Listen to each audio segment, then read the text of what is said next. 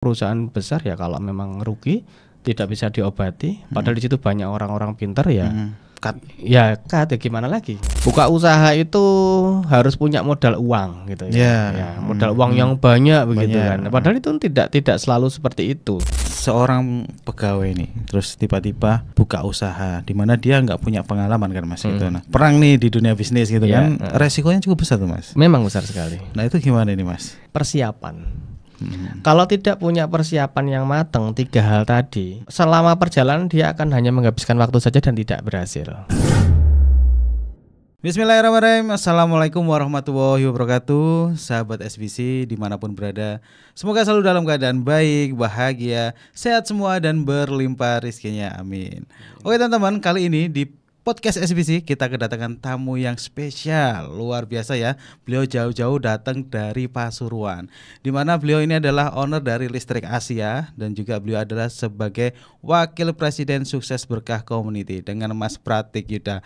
Assalamualaikum Mas. Waalaikumsalam Mas Lur. Apa kabar Mas Lur? Alhamdulillah baik. Selamat Mas. Ya punya nih, Mas? Momongan baru sekarang. Alhamdulillah, terima kasih Mas. Anak ketiga ya Mas ya? Alhamdulillah ketiga ini Mas. Mudah-mudahan jadi anak yang soleh-soleha ya Mas. Amin Mas. Allah. Gimana kabarnya Mas Yuda? Alhamdulillah sehat, baik dan yang pasti ginu-ginu Mas ya. Ginu-ginu banyak duitnya. Amin amin. Masya Allah. Sebelumnya terima kasih banyak Mas Yuda ya sudah sama-sama menyempatkan waktunya ini mumpung lagi di Jogja.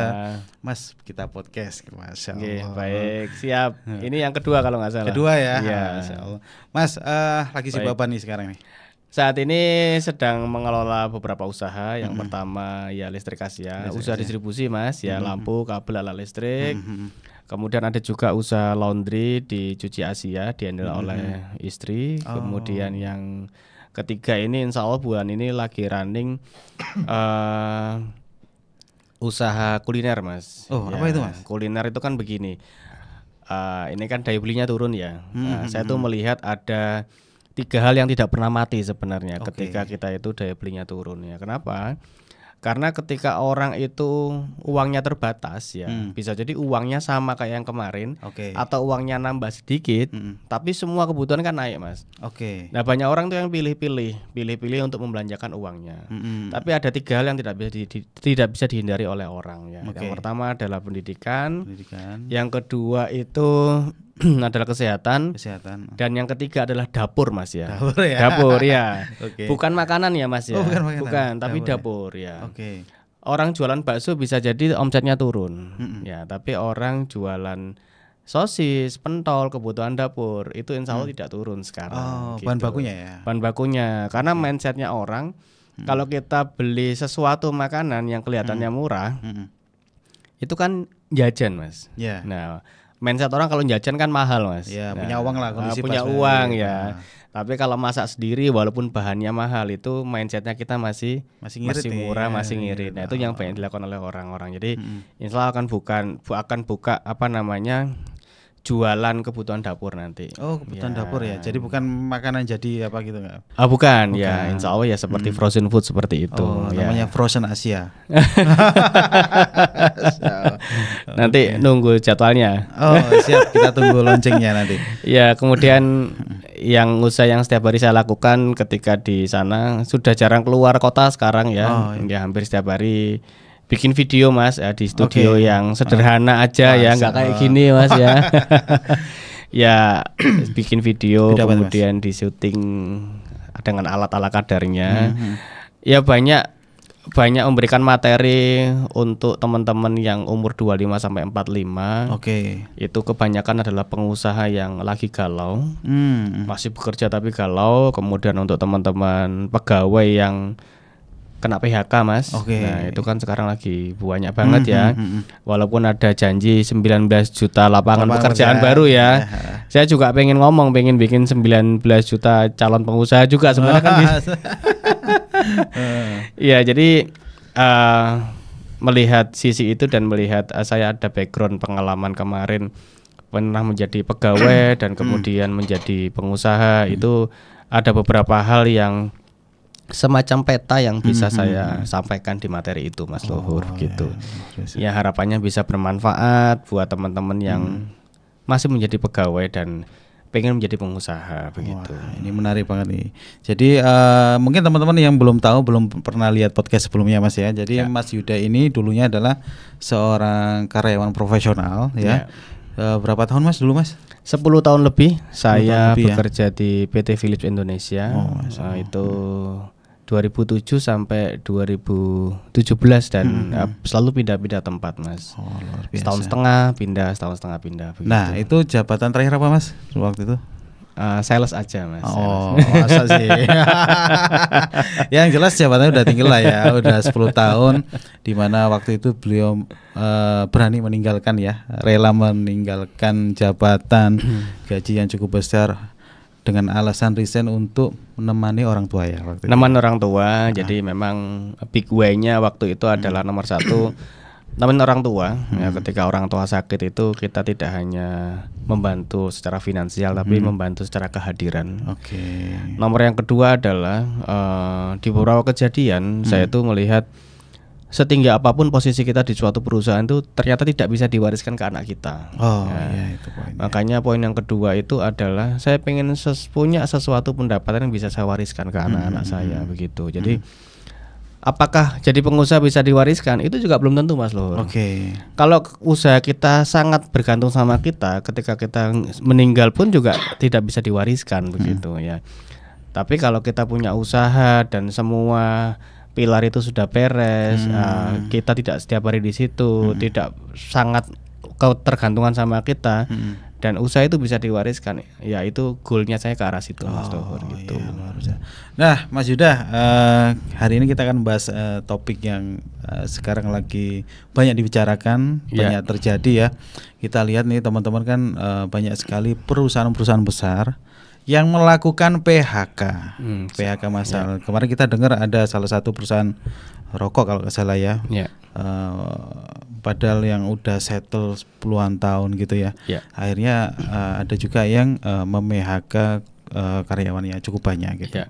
Nah, mungkin pertama saya mau nanya nih Mas, kok bisa ya perusahaan yang udah settle puluhan tahun, udah besar, tapi kok akhirnya ada PHK juga gitu Mas? Iya, begini ya, ini juga ada learning ya, learning untuk teman-teman pegawai dan learning untuk teman-teman pengusaha begitu. Jadi memang ketika kita bikin usaha itu kita memang harus menciptakan alarm sendiri Mas Luhur begitu. Sama seperti kalau kita tidur ya. Kalau kita tidur itu kan kita boleh-boleh aja bangun siang gitu kan ya. Tapi kan kita juga boleh berniat bangun sebelum subuh ya. Bisa jadi kita bangun sendiri atau dibantu sama alarm. Tapi yang penting kita kan niat dulu Mas Luhur. Nah, alarm itu kita bikin untuk kita bangun ketika di kondisi tertentu. Ya, kalau contohnya tidur ya kita bangun sebelum subuh. Nah, begitu. Memang tidak enak rasanya. Ya masih ngantuk, masih capek, masih berat. Tapi kita sudah niatkan untuk bangun di titik itu. Nah, alarm itu juga wajib sebenarnya digunakan dan dibuat sendiri oleh teman-teman pengusaha Mas Luhur. Ya. Misalkan nih kalau kita lihat ada yang namanya 3 laporan yang penting di suatu perusahaan ya. Laporan rugi laba. Itu kita juga bikin alarm Mas Luhur. Kalau memang perusahaan ini secara perjalanan fix beberapa bulan rugi dan tidak bisa diobati dengan cara apapun, ya kita harus sampaikan ke teman-teman kalau kita lagi rugi begitu. Dengan berbagai masalah ya, entah itu diganggu pajak ya, entah itu kemudian ada bahan baku yang naik, entah itu yang sini melakukan kewajiban yang sebelah tidak melakukan kewajiban ya. Misalkan seperti PPN, seperti cukai dan lain-lain ya. Itu kan yang membuat bisa jadi HPP-nya berbeda antara yang dia melakukan hal itu sama yang tidak melakukan hal itu begitu. Nah, kalau di ujung perjalanan kita nggak perform dan rugi ya, kemudian omsetnya turun ya, alarm itu akan berbunyi untuk laporan rugi laba. Kemudian apalagi yang harus kita cek itu adalah cash flow statement. Nah, seharusnya cash flow itu kan selalu naik ya Mas Luhur ya. Nah, jadi walaupun kita itu profit, seharusnya banyak piutang yang tertagih ya. Tidak banyak piutang yang menjadi tidak tertagih ya. Kemudian semua hutang itu bisa terbayar dengan benar gitu ya gitu. Jadi cash flow statement itu juga harus kita atur sebagai salah satu alarm gitu. Nah, yang ketiga yang paling penting neraca ya. Neraca itu kita punya harta lancar sama hutang lancar itu benar-benar kita maintain Mas Luhur gitu. Nah, kalau itu kita sudah bikin alarmnya dan sudah waktunya berbunyi ya kita harus eksekusi. Ya, kadang ada banyak teman-teman yang tidak membikin alarmnya. Bablas gitu ya. Bablas ya. Kemudian ada juga yang sudah bikin alarm, sudah tahu rugi, bikin cabang rugi terus, tapi karena ada rasa malu nggak ditutup. Nah, seperti itu. Tapi perusahaan yang saya lihat yang benar-benar menjaga itu dan memang perusahaan besar ya kalau memang rugi tidak bisa diobati, padahal di situ banyak orang-orang pintar ya. Cut ya gimana lagi ya kita harus tahu karena kondisinya bagaimana kita harus pilih solusi yang mana juga tidak ada solusi lain begitu. Padahal di situ juga diisi orang-orang yang hebat juga sebenarnya Mas Ruhut gitu. Jadi bisa jadi sekarang perusahaan-perusahaan yang ada PHK, efisiensi itu bisa jadi mereka udah menerapkan itu ya alarm itu Mas ya. Iya, alarmnya sudah bunyi dan dia sudah give up gitu, sudah angkat tangan, sudah nggak bisa lagi untuk yang diperbaiki bagaimana gitu kan. Nah, Mas Yuda, ini kalau dari sisi seorang pengusaha ya. Nah, sekarang kalau teman-teman nih yang mengalami PHK, yang tadinya dia full karyawan, menggantungkan hidupnya dari pekerjaannya. Jebret tiba-tiba PHK nih. Nah, hal apa sih Mas? Kalau menurut Mas Yuda, hal apa yang awal mesti dilakukan tuh Mas? Ya, yang pertama kita harus sadari ya, kalau kita itu sedang melewati rel masing-masing Mas. Ya, jadi PHK itu sebenarnya bukan akhir dari sebuah perjalanan. Ya.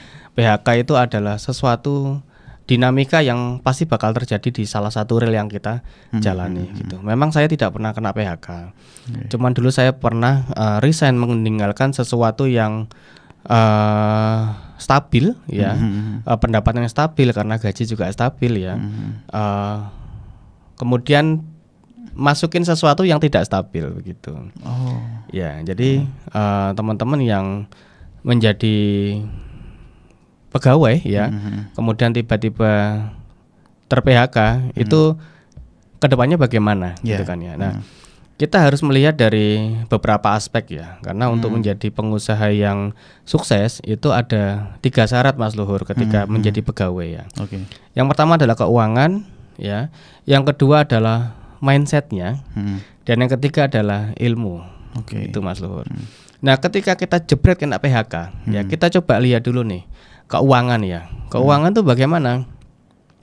Ya kita sudah siap nggak dengan finansial, dengan tabungan? Ya kalau kita sudah siap, itu syarat pertama berarti sudah selesai.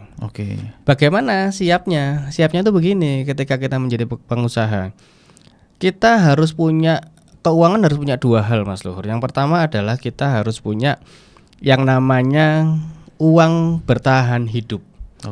Uang dapur itu minimal 6 bulan Mas Luhur. 6 bulan ke depan harus aman. 6 bulan ke depan.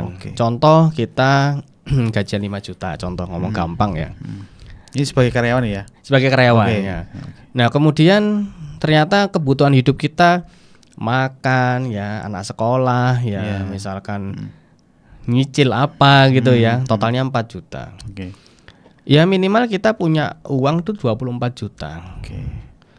Terus kalau nggak punya uang 24 juta gimana Mas? Syarat pertama belum terpenuhi, jangan jadi pengusaha dulu. Buat teman-teman yang mau berubah jadi pengusaha ya. Terus gimana Mas? Saya kan lagi kena PHK. Ya fokusnya jangan jadi pengusaha dulu. Tapi cari kerja lagi. Karena belum siap untuk poin yang pertama. Itu masalah dapur ya, dan itu tidak boleh diotak-atik. Misalkan kalau kita sudah menikah, uang 24 juta itu harusnya dikasihkan ke istri untuk bertahan. Loh ini kan bisa sambil jalan gitu kan. Tapi menurut saya itu penting Mas Luhur. Kita tidak bisa ngomong sambil jalan. Kenapa? Karena pengusaha itu pasti menemukan banyak masalah baru, banyak hal-hal baru. Dan kita itu insya Allah menjadi sukses ketika kita tenang Mas Luhur. Kalau dapur kita itu sampai 6 bulan ke depan kita nggak tenang, uang ini hanya punya tabungan 4 juta, kita mungkin bisa tenang dalam 1 bulan Mas Luhur. Tapi kalau kita tenang dalam 6 bulan, insya Allah semuanya bisa ditata dengan baik. Begitu. Ya, yang pertama masalah dapur ya. Nah, kemudian bisa jadi muncul pertanyaan lagi, loh apakah cukup Mas 6 bulan? Nah sebenarnya itu kembali lagi ya, kalau bahasa saya itu potensi terbaiknya manusia itu ketika kita sedang kepepet Mas Luhur. Bahasa kasarnya kita dikejar anjing ya Mas Luhur ya. Ya bisa jadi kita kalau jalan ya klewas-klewes biasa gitu ya, santai gitu ya. Ya itu bisa jadi yang setiap hari kita lakukan.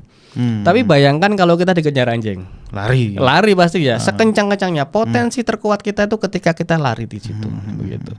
Kalau bahasa yang biasa kita jalani di SBC itu kan apa namanya, leader camp ya, extreme execution, ya gitu ya. Jadi potensi terbaik kita itu akan terlihat ketika kita kondisinya kepepet Mas Luhur. Nah, apakah 6 bulan bisa sukses? Nah ini kita kembali lagi nanti ke mindset hubungannya gitu. Contoh ya, sebagai pegawai, saya dulu itu masuk di Philips itu masih di IT Mas Luhur, karena menyesuaikan sama pendidikan saya sebelumnya di informatika ITS ya. Nah kemudian di satu titik itu saya ternyata pindah ke departemen sales. Ketika meeting pertama saya ditanyain bos saya, bulan ini nyampe angka berapa? Bingung Mas Luhur. Bingung nggak bisa jawab saya waktu itu, gitu kan. Dan posisi yang kemarin saya tinggal itu sudah ditempati anak buah saya. Dia naik gantiin saya, gitu kan. Pertanyaannya kalau saya tidak bisa menjawab ini dan nggak bisa perform, saya bisa kembali lagi ke situ apa enggak? Pasti nggak bisa, gitu loh. Nah di titik itu tahun 2011 saya belum berani untuk menjadi pengusaha waktu itu. Akhirnya apa yang saya lakukan? Saya seperti dikejar anjing. Yang dulunya itu nggak berani ngomong di depan, yang dulunya itu melankolis, kemudian compliant ya, tiba-tiba menjadi sanguin dan influent waktu itu. Tiba-tiba seperti itu, terpaksa ngomong di depan orang gitu kan, ya, yang sebelumnya pemalu, kemudian nggak tahu malu akhirnya. Karena di sales Mas ya? Karena di sales ya, kita nggak boleh menjadi orang yang pemalu, karena syarat sales pertama itu kan tidak boleh malu Mas tuh. Gitu. Nah itu, jadi kalau pertanyaannya apakah 6 bulan itu cukup? Ya insya Allah itu cukup Mas Luhur. Sama seperti kita bekerja ya. Ketika kita pindah posisi, kita sadar kalau kita tidak perform di posisi yang baru, kita pasti akan dikeluarkan juga begitu Mas Luhur. Masalah keuangan yang pertama tadi dapur ya. Yang kedua Mas. Yang salah keuangan yang kedua, keuangan yang B, itu kita uang dapur tidak boleh kita otak-atik ya Mas Luhur ya. Tapi kita harus punya modal untuk usaha itu sendiri. Ya, modal untuk usaha sendiri. Berapa itu angkanya? Ya tergantung mau buka usaha apa. Nah, kebanyakan itu memang banyak yang menurut saya keliru ya Mas Luhur ya. Gimana Mas? Buka usaha itu harus punya modal uang gitu ya. Ya modal uang yang banyak begitu kan. Padahal itu tidak selalu seperti itu. Apakah butuh uang? Iya, saya bilang tadi butuh uang untuk dapur ya. 24 juta contohnya. Tapi yang kedua butuh uang untuk bisnis ya. Butuh uang untuk bisnis itu berapa? Ya minta tolong teman-teman kalau jadi pengusaha yang dulunya adalah pegawai, banyak pilihan bisnis itu yang leverage-nya tidak uang. Leverage-nya berupa skill. Iya. Kalau kita hanya melihat bisnis itu leverage-nya dengan uang, ya kita PR-nya masih banyak untuk mempunyai uang sebanyak itu gitu kan ya. Sebaiknya kalau teman-teman itu menjadi pengusaha, sebaiknya memang sudah lepas dari banyak cicilan Mas Luhur. Ya. Kenapa? Karena itu terbebani. Kecuali begini, sudah terlanjur nyicil iPhone nih ya gitu. Tapi iPhone ini kan kita pakai untuk menjadi pengusaha nanti contohnya gitu. Itu masih tidak masalah gitu ya.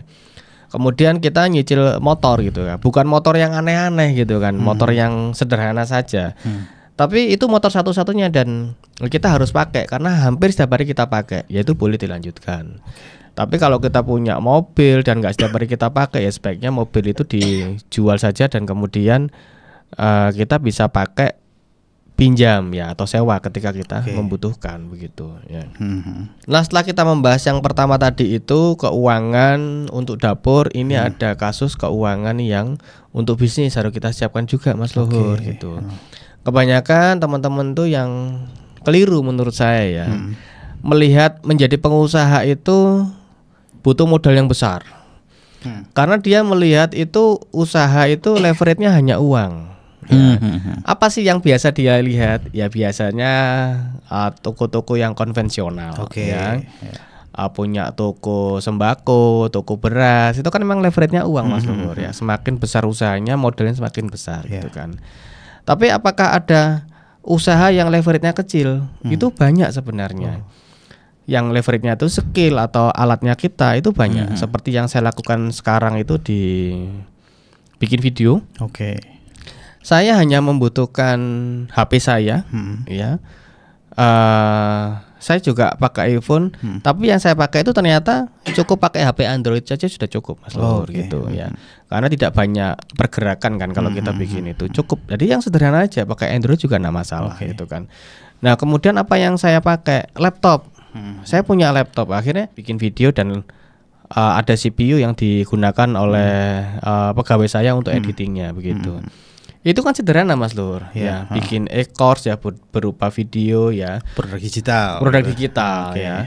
Kita bikinnya sekali, rempongnya sekali, pendapatannya berkali-kali begitu. Nah, itu apakah leverage-nya uang? Tidak, skill. Itu leverage-nya ada skill ya. Memang ada kebutuhan uang untuk beli peralatan tapi tidak terlalu banyak gitu kan. Nah, kebanyakan orang-orang yang belum punya pengalaman banyak di pengusaha itu melihat kantor yang seperti ini, yang dia pikir ini berapa begitu kan Mas Luhur ya. Jadi apa ya? Yang dia bayangkan itu adalah sesuatu yang ideal.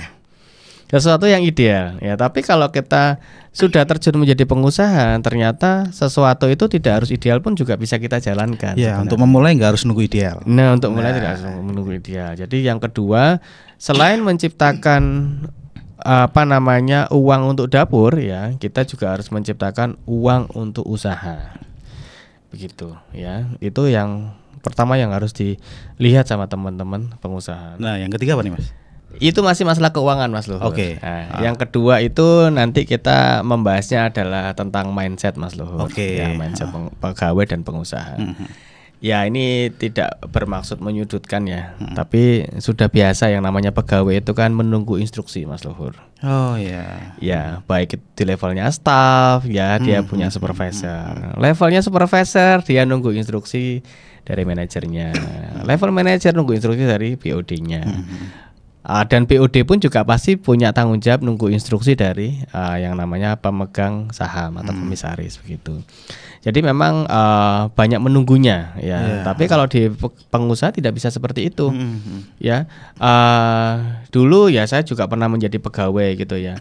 Kalau pulang ke rumah ya jam 5 sore gitu ya harus pulang ya. Kemudian ketemu anak istri begitu ya. Tapi kalau sudah menjadi pengusaha, kalau kita masih struggling di depan, ya kita harus melakukan sesuatu yang tidak biasa kita lakukan. Ya.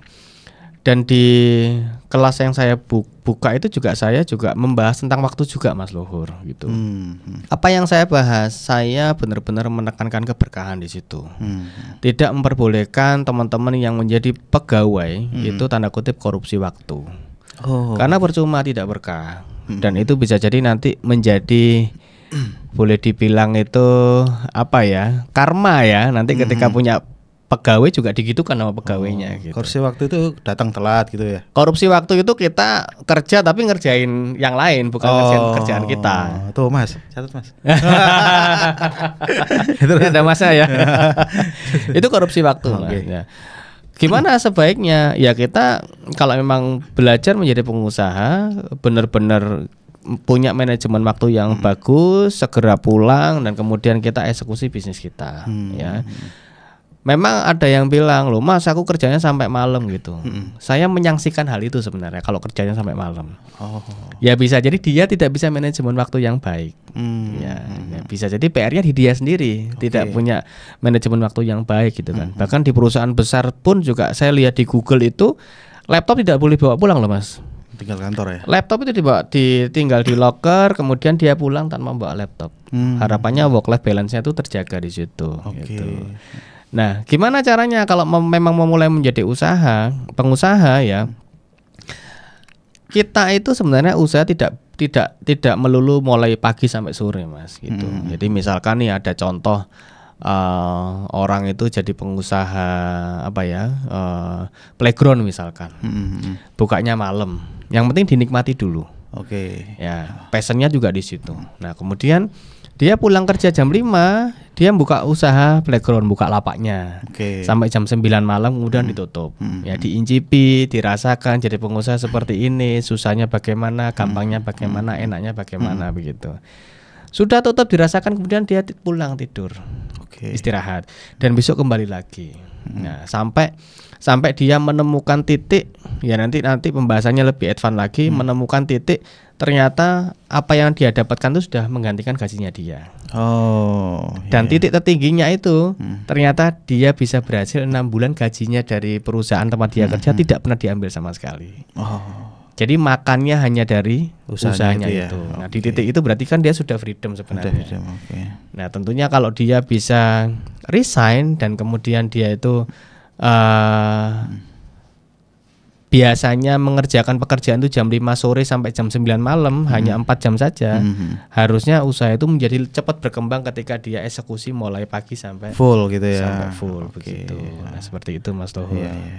Nah, Mas, kalau seorang pegawai nih terus tiba-tiba buka usaha di mana dia nggak punya pengalaman kan, Mas, gitu. Nah, biasa di zona nyaman, tiba-tiba kok perang nih di dunia bisnis gitu kan, resikonya cukup besar tuh, Mas. Memang besar sekali. Nah, itu gimana nih, Mas? Iya, sama seperti kalau kita mau jalan-jalan, ya, mau jalan-jalan. Ya nggak tahu nanti jalan-jalannya pakai motor, pakai mobil. Kalau kita punya budget semuanya akan aman, Mas. Oh, iya. Jadi intinya adalah persiapan.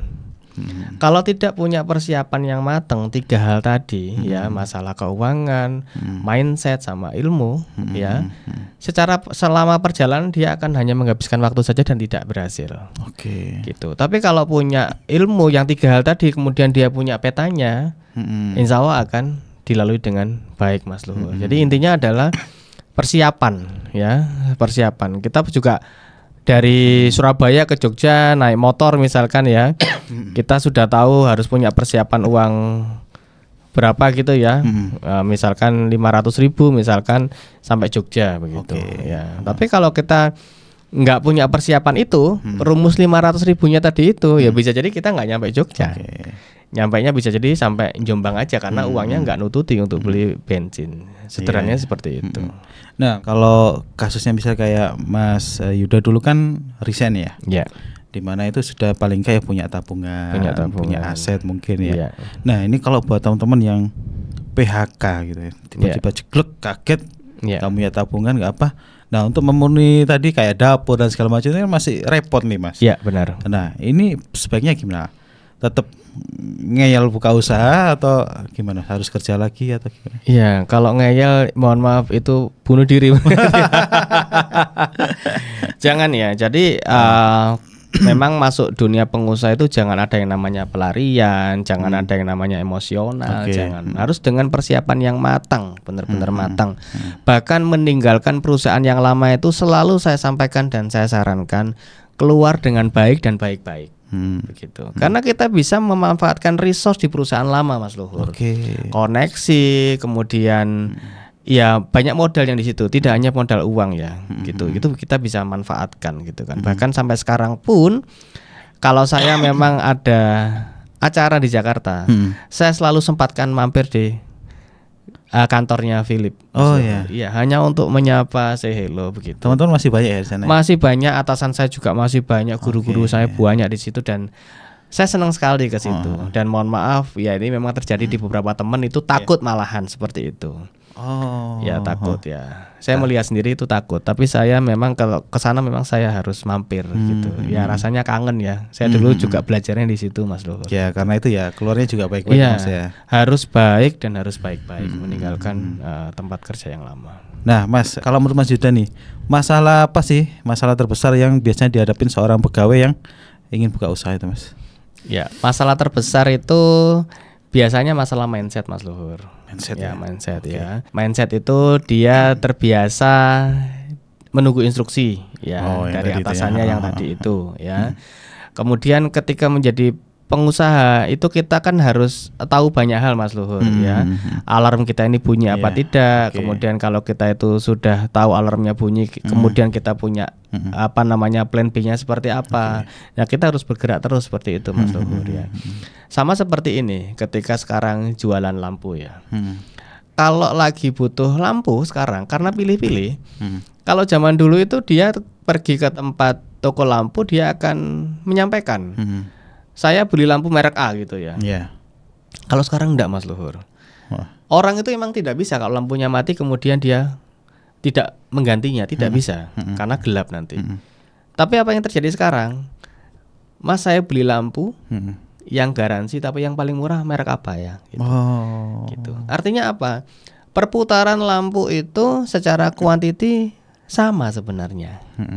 Tapi secara uang itu turun omsetnya karena yang relevan yang zaman sekarang adalah lampu-lampu yang murah, murah-murah ya. Iya. Nah, jadi makanya itu salah satu masalah yang harus segera dicarikan jalan keluar oleh teman-teman pengusaha gitu. Kalau Mas Yuda itu kan desain ya kemarin ya. Ya. Nah, saya lihat juga banyak juga nih teman-teman yang akhirnya resign tapi begitu buka usaha selalu gagal Mas. Nah itu gimana itu Mas menurut Mas Yuda nih? Ya selain yang tadi itu bisa jadi uangnya belum siap ya Mas Luhur ya. Kemudian secara mindset juga belum siap. Biasanya begini, dia bekerja tidak paham dengan ilmunya dan tidak sesuai dengan bisnisnya Mas Luhur gitu. Jadi begini, tidak sesuai dengan bisnis itu erat hubungannya sama. Kalau di tempat saya yang biasa saya mentoring itu saya profiling Mas Luhur. Yang menjadi apa namanya mentee itu saya profiling. Contohnya begini. Sebenarnya kita itu kalau mau mudah menjadi pengusaha, jangan lari dari DNA-nya kita Mas Luhur. Gitu. Jangan lari dari DNA-nya kita ya. Misalkan contoh gampang nih. Ada seorang reporter nih. Ya, sekarang di TV juga kan lagi banyak rame pengurangan ya. Reporter ya, kemudian banyak pengurangan. DNA-nya reporter apa yang terbaik ketika menjadi pengusaha sekarang? Karena dia di depan kamera juga ngomongnya juga pinter ya, nggak malu ya, ngomongnya juga lancar dan dia itu orang yang lapangan, nggak orang back office. Apa yang terbaik? Dia menjadi influencer Mas Luhur. Konten kreator, influencer, nggak usah lari-lari. Kenapa? Karena kalau kita memasuki dunia baru menjadi pengusaha dan kita itu tidak jalan sesuai pesannya kita, masalah kecil menjadi besar Mas Luhur. Tapi kalau kita itu menjadi pengusaha sesuai pesannya kita, masalah besar itu menjadi masalah kecil. Karena sesuai passionnya. Passion itu apa sih? Ya kita melakukan sesuatu nggak dibayar itu suka. Senang gitu ya. Senang aja. Melakukan sesuatu itu nggak dibayar itu kita suka banget gitu. Itu yang menjadi tips saya ketika teman-teman sudah bisa memprofiling dirinya sendiri. Kira-kira potensi apa sih yang bisa kita ini ya? Gitu ya. Sama seperti saya dulu ketika menjadi pengusaha pegawai di Philip dulu kan mengelola beberapa distributor ya Mas Luhur ya begitu. Nah kemudian melihat masalah ternyata banyak distributor itu yang hanya mengerjakan Pareto atas ya. Pareto untuk toko-toko yang omsetnya miliar sama ratusan juta. Ternyata toko-toko yang jutaan sama puluhan juta tidak pernah dikerjakan oleh distributor yang saya handle begitu. Dan banyak keluhan mereka juga pengen dilayani dengan cara yang sama seperti toko-toko Pareto yang atas. Ketika pindah-pindah masalahnya yang sama dan masalah itu saya bawa pulang. Saya kerjakan di rumah. Akhirnya menjadi listrik Asia begitu. Itu kan ada hubungannya sama ilmu yang saya punya. Apakah ilmu itu dari sekolah? Tidak. Ilmu itu dari dunia kerja saya. Kemudian yang kedua adalah passion saya ya. Walaupun saya itu orang lapangan ya, kemudian karena posisi sales tadi itu nggak malu ngobrol sama orang gitu ya. Tapi ternyata passion saya di depan laptop Mas Luhur. Iya. Betah ya? Betah di depan laptop. Saya sehari itu kalau di depan laptop tuh betah banget. Ya, apa yang saya suka melakukan planning ya, controlling ya, kemudian monitor itu seneng banget. Akhirnya apa? Ketika saya punya usaha distribusi, saya tidak menjadi salesnya. Saya lebih suka di belakang layar itu. Karena itu passion saya, begitu. Nah, kemudian pekerjaan di lapangan saya serahkan ke orang lain Mas begitu. Jadi harus juga yang ketiga tadi ilmu ya. ilmu memang bisa dicari nanti ya sambil jalan, tidak masalah. Tapi yang penting kita harus menggabungkan passion kita sama ilmu yang sudah kita punya di perusahaan sebelumnya. Nggak usah terlalu jauh Mas Luhur begitu. Nah contoh nih ya, saya usahanya bikin lampu. Kemudian, jualan lampu ya. Kemudian passion saya yang tadi. Kemudian kalau saya buka kuliner, buka warung penyetan, oh itu ya nggak sesuai Mas Luhur sama passion saya.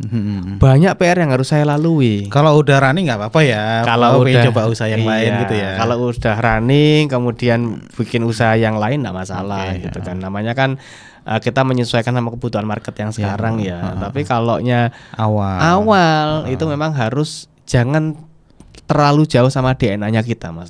Setiap orang pasti punya DNA masing-masing. Gitu. Nah Mas Yuda, mungkin terakhir ya ada pesan-pesan nggak buat teman-teman yang mungkin ya sekarang mengalami PHK, mungkin teman-teman yang mengalami PHK terus bingung mau ngapain. Kemudian untuk teman-teman yang masih jadi pegawai dan bercita-cita nih nantinya mau jadi pengusaha itu harus bagaimana? Monggo Mas. Ya, kameranya di situ ya. Ya. Ini saya tidak bermaksud menggurui ya teman-teman ya. Berdasarkan pengalaman, nomor satu teman-teman kalau kena PHK, ini bukan keputusan terakhir ya. Ini bukan akhir dari kehidupannya teman-teman. Ya, tapi ini adalah real yang teman-teman sedang jalani sekarang ya. Realnya dari masing-masing orang itu berbeda-beda. Nah sekarang ini realnya seperti itu ya. Jangan panik ya teman-teman. Kemudian apa yang disiapkan kalau teman-teman menjadi menjadi pegawai yang kena PHK atau menjadi pegawai yang pengen jadi pengusaha, siapkan 3 hal ya teman-teman ya. Nah, yang pertama, kenapa? Agar tidak panik, teman-teman harus punya yang namanya modal keuangan ya. Keuangan yang pertama adalah untuk dapur. Nilainya adalah 6 kali minimal dari kebutuhan belanja setiap bulannya. Kemudian yang keuangan yang kedua itu adalah kebutuhan modal kerja untuk bisnisnya begitu. Nah, usahakan punya bisnis yang leverage-nya bukan berupa uang, tapi berupa skill ya. Nomor 2 adalah apa yang harus teman-teman perhatikan itu mindset pegawai dan pengusaha ya. Banyak perbedaannya teman-teman. Salah satunya kebiasaan menunggu instruksi ya. Tapi kalau menjadi pengusaha itu kebanyakan memang tidak menunggu instruksi ya. Salah satunya seperti itu ya. Kemudian yang ketiga adalah ilmu. Ilmu bisnis tidak harus dipunyai di awal teman-teman. Tapi yang penting adalah teman-teman harus menyesuaikan bisnis pertama yang harus teman-teman eksekusi ya. Bisnis pertamanya apa? Harus disesuaikan sama ilmu yang teman-teman miliki ketika masih bekerja. Sama yang kedua, passion itu digabungkan teman-teman ya. Contohnya tadi reporter ya. Kemudian ada juga teman yang dia biasa kerja di gudang ya, kemudian kena PHK. Kemudian memang passionnya ngitung-ngitung stok opnam ya. Apa kira-kira Mas Luhur kalau seperti itu menjadi pengusaha? Apa ya Mas? Dia bikin usaha distribusi ekspedisi. Oh, ekspedisi ya. Ekspedisi. Apakah dia harus bikin create brand sendiri? Enggak juga. Tidak. Tapi dia bisa pakai mereknya yang lain ya, JNT, JNE dia jadi mitranya. Tapi itu passion, DNA-nya tidak terlalu lari dari yang sebelumnya ya. 3 hal itu yang harus teman-teman perhatikan ya, keuangan, kemudian mindsetnya, kemudian yang ketiga adalah ilmunya begitu. Itu Mas Luhur ya. Ya saya mendoakan teman-teman yang kena PHK semoga diberikan kelancaran ya untuk mendapatkan rezeki-rezeki yang baru. Insya Allah Allah sudah menyiapkan rezeki yang lebih besar dari yang sekarang. Namun ya sudah pasti tidak langsung ya. Bisa jadi Allah menunggu ikhtiarnya kita untuk mendapatkan itu Mas Luhur. Masya Allah. Wah. Hari ini kita dapat banyak sekali ya teman-teman ilmu dari Mas Yuda. Mas Yuda terima kasih banyak. Sama-sama, ilmunya Mas Luhur, semoga bisa menjadi amal jariah. Amin Mas Luhur. Oke Mas Yuda, terima kasih banyak waktunya sudah meluangkan waktu di sini. Ya, terima kasih. Teman-teman, podcast kali ini sampai di sini dulu ya. Semoga bermanfaat, bisa menjadi referensi untuk teman-teman semua. Sampai jumpa di podcast berikutnya. Assalamualaikum warahmatullahi wabarakatuh. Waalaikumsalam warahmatullahi wabarakatuh.